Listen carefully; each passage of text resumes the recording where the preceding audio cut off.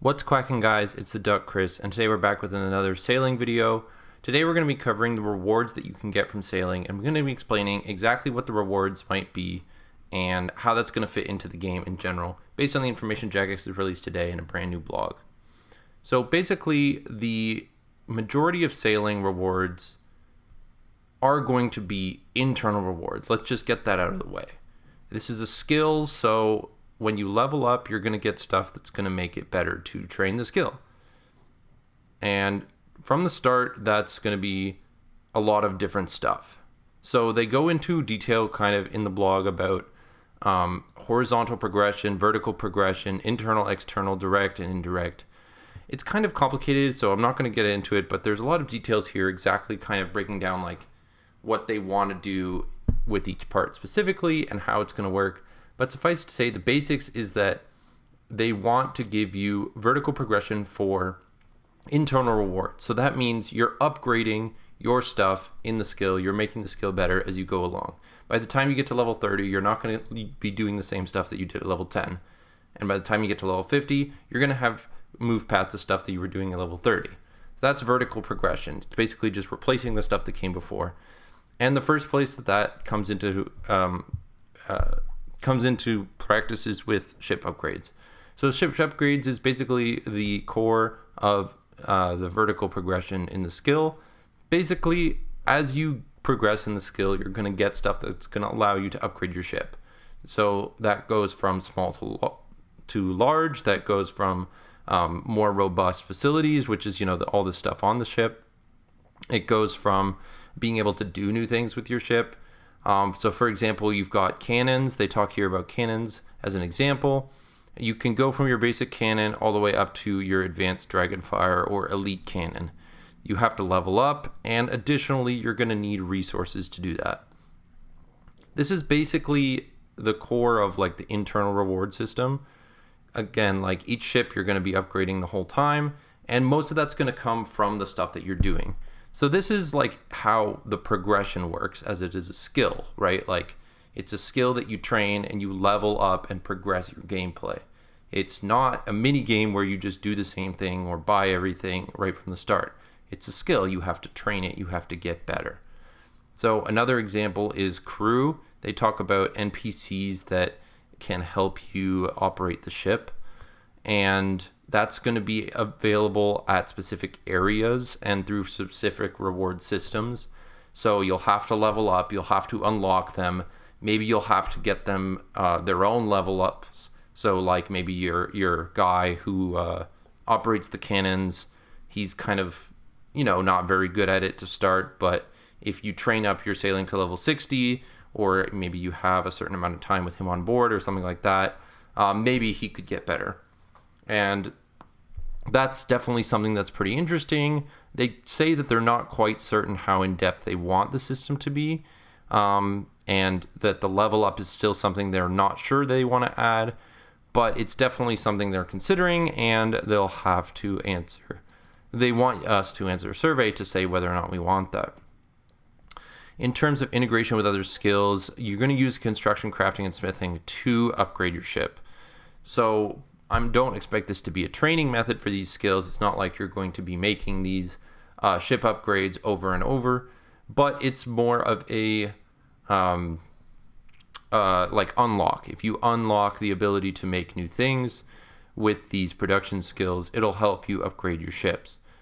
They do say that they would probably build in some kind of workaround here where like if you really don't want to train that skill, then maybe you can use GP or something like that from an NPC, as they usually do with that sort of thing. But I'm sure most people will feel the value for training their skills and getting that up. Ports are something else you could unlock.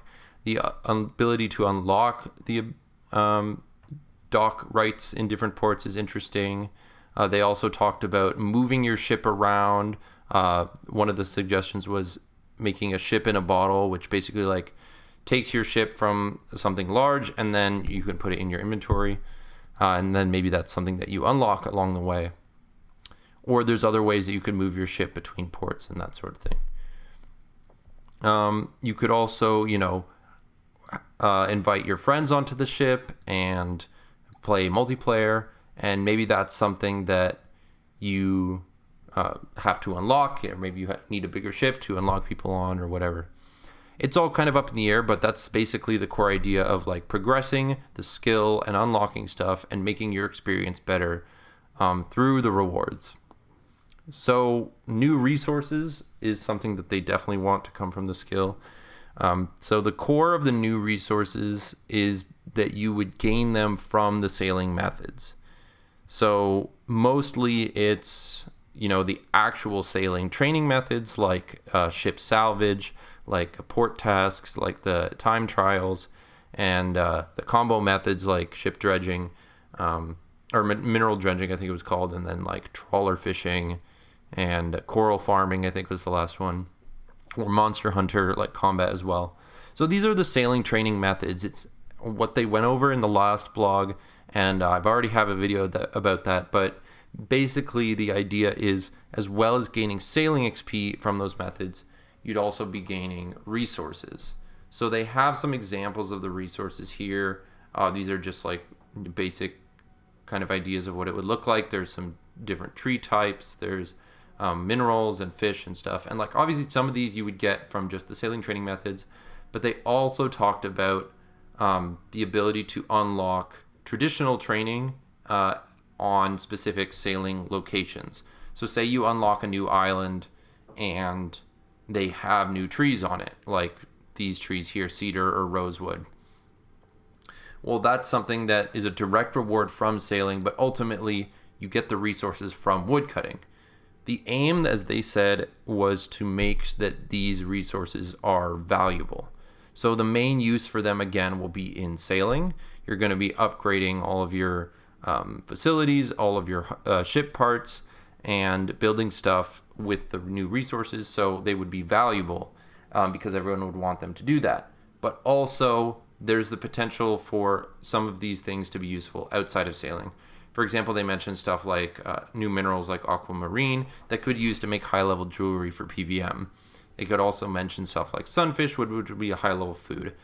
And this is from fishing, and this is from bossing, and probably you need crafting to make it, and that sort of thing. So pretty much your standard existing sort of thing. When you get new resources, there's going to have multiple uses for them throughout the game. That being said, that they don't really actually say anything specific. Like they're not saying this is going to be a torture, this is going to be a new anglerfish, and this is going to be a new overload. Like they just don't say that. Basically what they're saying is there's potential. So we have to see exactly what they want to do. But in terms of rewards outside sailing, they said that they don't plan on doing anything too drastic. Mostly it will be niche rewards, as the core of the reward system, again, will be the internal rewards for sailing training and stuff. So the focus is on profitability for the resources. So hopefully they'll be valuable because everyone will want them to train sailing. But ideally, they find some other use for it as well, so it keeps up that value.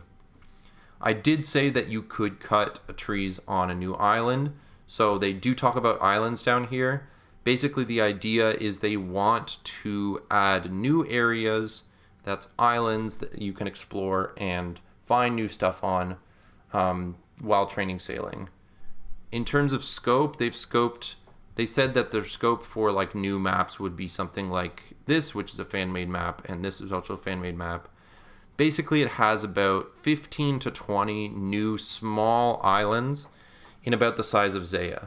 So that should give you an example, like if they think that they're going to fill out as much of the sea as possible, then we can expect quite a lot of new islands. Obviously, the specifics of like how much of that is available on launch hasn't been worked out yet, but I'm sure they have said that they want it to be, a pretty substantial amount of rewards, so that's something to consider for sure.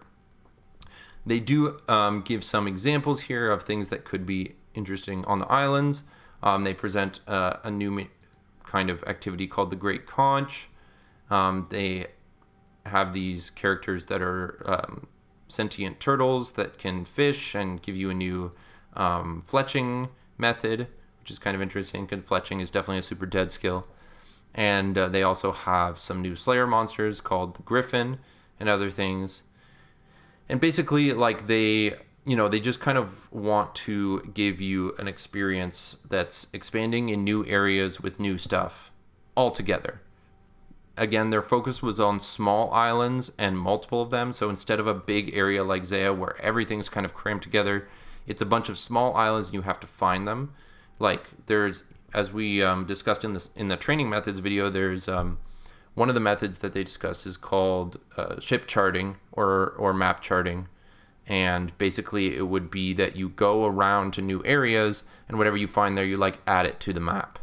So your map would fill in as you train the skill. Again, training the skill, gaining experience, gaining that knowledge and that base that you can expand your gameplay from in a way that's not a minigame-esque, which I think is very cool. This is basically like what I was hoping to see in terms of making it feel more like a skill. And it definitely does, having looked at that. So again, they do say like the sky's the limit when it comes to islands, which means like not a lot in general, because all it means really is that they're not 100% sure what they're going to do with the islands, but they're going to do something, which is great, I guess. Ultimately, we do have to wait to see what's going on with the islands. But one thing that they did say is that they want to pull a lot of stuff. Before that, I'll just go over the Fashionscape for one more thing. They talked a bit about cosmetics. Obviously, we in RuneScape love our cosmetics. We love our flex items. We love our personalization and whatever we can add to our gameplay. And they are saying that they're keen to tie that to the achievements throughout the skill. So basically, they just want it to be cosmetically interesting with all the upgrades and that sort of thing, which is great. Doesn't really change how I would feel about the skill, but definitely means it'll be more fun for sure when you see someone with let's say the black flag, the black sails, and you're like, oh man, that guy's driving the Black Pearl for real. It's crazy. They also talk about the skill cape. This is like an idea of the skill cape, but they said that they are running a player competition where you can decide the final design of the skill cape and the icon. So that's kind of interesting. They've kind of been using this icon throughout the whole thing, but I guess what they're saying is it's not final, and they want the players to decide, which is good because, everyone has opinions about skill cape color and that sort of thing. So yeah, just to wrap it up, basically they said that they want most of the rewards to be internal. That is, it boosts your experience of training sailing and boosts your experience, like XP rates and quality of life and that sort of thing. So it's about the progression and the skill level up and that sort of thing. There will be some rewards that are usable outside of sailing, but mostly they're going to be niche, horizontal type rewards and not like power creep like you would see maybe from a boss drop necessarily. An example of the internal rewards would be upgrade from a standard cannon to your elite Dragonfire cannon. They also promise new resources, including wood, minerals, farming stuff, herbal ingredients.